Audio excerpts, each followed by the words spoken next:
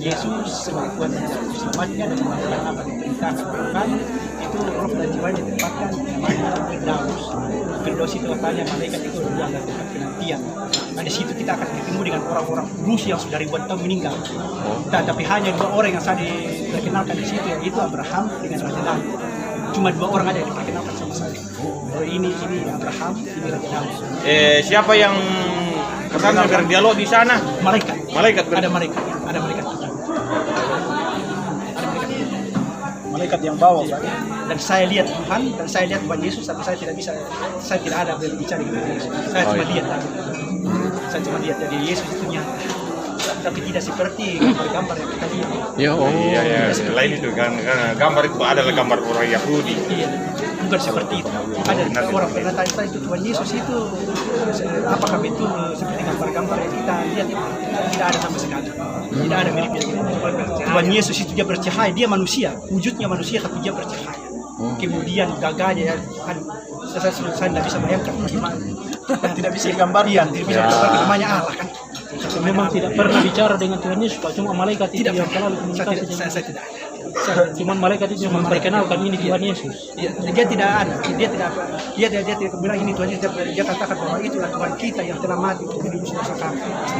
Itulah Tuhan yang menebus kami dari dosamu. Malaikat ini yang berbicara ini. Malaikat. Saya lihat. Ini Firdaus ini Pak, apakah di langit atau bagaimana alamnya itu? Dia Firdaus itu dia apa ya? Saya tidak bisa bayangkan karena dibilang berbentuk bangunan tidak. Tapi itu sangat luar biasa di dalam. Tidak ada saya lihat. Tidak ada saya lihat. Tapi cuma cahaya di dalam situ luar biasa. Kemudian kesejukan yang luar biasa dalam situ. Tidak ada rasa susah-susah, tidak ada rasa-rasa ini dan lain sebagainya yang pernah kita rasakan selama kita di dunia ini. Itu tidak ada perasaan seperti itu di sana. Luar biasa, sungguh luar biasa. Senang saja. Senang apa yang dilakukan siapa memuji Tuhan. Jadi kalau memandang di dalam ya luas dia.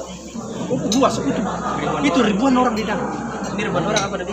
Ribuan orang ada siang malah hanya memuji Tuhan. Memuji Tuhan saya lihat itu hanya mengangkat tangan. Dia mengangkat tangan. Orang-orang dalam itu mengangkat tangan memuji Tuhan. Siang dan malam itu siang dan malam. Dan selama saya di situ tidak ada saya rasakan namanya rasa haus, rasa lapar. Tidak pernah mau makan. Tidak pernah ada keinginan mau makan, mau minum. Dan nanti setelah saya di alam maut baru saya ingin menunjukkan saya punya mulut itu karena begitu panasnya di alam maut itu. Panas minta ampun. Panas minta ampun di sini. Tapi bukan neraka. Bukan neraka. Itu bukan neraka. Neraka itu orang-orang yang mati yang tidak menerima Tuhan Yesus, yang tidak ada namanya dalam kitab kehidupan itu ditempatkan di alam maut. Alam maut itu bukan neraka. Masih bukan neraka, belum bukan neraka. Nanti datang Tuhan Yesus pada kali kedua, katanya, baru orang-orang yang baik yang di alam maut maupun yang di Firdaus itu akan dipertemukan kembali dengan tubuh rohaninya. Setelah itu baru diadili. Baru ada yang orang-orang yang di alam maut itu tinggal dilemparkan ke dalam neraka. Kemudian orang-orang yang sudah di dalam Firdaus itu masuk surga. Masuk dalam surga. Tapi Bapak juga belum Jadi masuk di Firdaus surga dan dengan neraka. surga beda. Masih beda kalau begitu. Ya? Firdaus dengan surga masih beda Beda. kalau begitu. Firdaus itu bukan surga, Pak. Firdaus itu tempat penantian orang-orang yang mati dalam Yesus Kristus. Tempat penantian roh dan jiwa orang-orang yang mati dalam Yesus Kristus. Itu bukan surga, Pak. Tadi itu tingkat 3 dari surga. Baru katakan mungkin seandainya bangunan baru tingkat pertamanya di bawah. Artinya dasarnya Firdaus. Dasarnya surga. Dasarnya aja sudah luar biasa. Bagaimana kira-kira bayangkan dari surga. Bagaimana Jadi Bapak melihat Tuhan Yesus, apakah Tuhan itu seakan-akan masih muda atau bagaimana? Ya, Tuhan Yesus.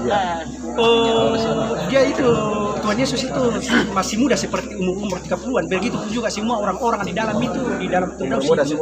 Maupun yang ada di alam itu muda semua, sekitar umur 30-an. Tidak ada anak-anak dan tidak ada orang tua. Tidak ada anak-anak dan tidak ada sekitar umur 30-an.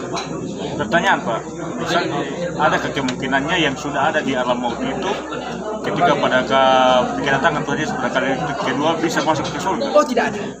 Tidak ada. Orang-orang yang sudah di alam maut itu tinggal menunggu bagiannya untuk dilemparkan masuk ke dalam lautan api.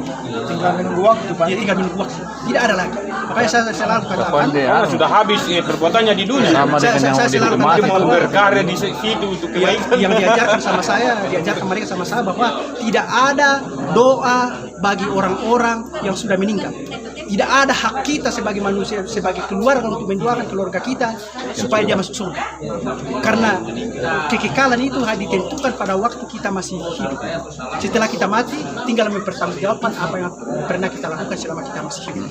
Tinggal kita mau dibukakan kita. Itu yang tadi Pak. Tinggal beristirahat. Ternyata ada juga Mencari orang lelah yang mereka. mengaku ternyata menurut Bapak tadi ada orang yang mengaku pengikut Kristus tidak masuk di situ. Ya, ada yang dia katakan bahwa ini tempatnya orang-orang yang tidak menerima Tuhan Yesus sebagai Tuhan dan Juru Selamatnya, tetapi juga tempatnya orang-orang yang mengaku bahwa menerima Yesus tetapi sebenarnya tidak. Itu disampaikan sama saya. Sebenarnya tidak. Itu ya bahasanya Pak Markus tidak takut Tidak. kepada Tuhan. Masih berada di posisi mana ini? Di alam maut. Alam maut. Sudah di alam maut, itu maksudnya? Maksudnya Orang-orang yang Isinya alam maut, ada, isinya Pak. malam kan. yang dimaksud ini yang ada juga orang yang tidak percaya di situ, ada juga orang Ada yang juga orang percaya ada tapi katakanlah ada beda juga tempat tuh. sama-sama. percaya. Orang yang betul-betul sungguh-sungguh menerima Tuhan Yesus sebagai Tuhan dan Juru Selamatnya dan melakukan apa yang Tuhan perintahkan itu ditempatkan di Firdaus. Iya. Tapi orang-orang yang tidak menerima Tuhan Yesus sebagai Tuhan dan Juru Selamatnya, bahkan ia sudah menerima baptisan, menerima Tuhan Yesus, tapi tidak melakukan apa yang Tuhan perintahkan itu ditempatkan di alam maut. Ditempatkan di alam maut. Jadi tidak semua orang Kristen. Tidak semua orang Ya, ada di Firdaus. Tidak semua orang Kristen di Firdaus. Tidak semua Makanya- terpilih.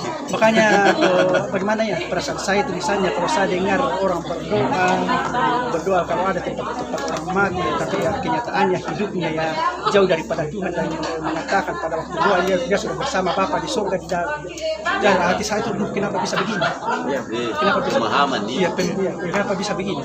Tapi di hadapan Tuhan, walaupun misalnya kita baru mau putus napas kita, baru kita mengakui dosa kita di hadapan Tuhan, Tuhan itu mengatakan hari ini dosa Tuhan tidak pernah tidak tunda kalau kita sudah sadar betul-betul bahwa saya ini Tuhan adalah manusia berdosa. Tolong ampuni saya. Yang penting sadar betul. Yang penting sadar betul. Ya bukan hanya menjadikan Tuhan sebagai pensapu dosa. Kita minta ampun hari ini, besoknya kita lakukan lagi. Kita minta ampun besok, dosa kita lakukan lagi. Itu bukan itu yang dicari oleh Tuhan. Tapi Tuhan menginginkan betul agar supaya kita betul-betul bertobat. Masih ada Pak. Adakah yang disampaikan bahwa orang yang dibaptis sekali akan menerima kehidupan yang Oh, tidak ada disampaikan sama saya. Tentang baptisan. Ya, tidak ada. Tentang baptisannya. Tidak ada disampaikan sama saya. Karena ya kita di dunia ya bukan agama yang akan menyelamatkan. Karena agama ini adalah organisasi. Tapi yang diselamatkan itu adalah orang yang mau menggenapi seluruh kehendak Allah dalam kehidupannya. Itu yang akan diselamatkan. Bukan orang, bukan agama, katakanlah bukan agama Kristen. Karena kita ini tidak bisa dibedakan ya. Karena orang tidak bisa membedakan mana dibilang kekristenan dan mana dibilang orang Kristen. Ya. Kalau dikatakan orang Kristen itu menyangkut dengan organisasi.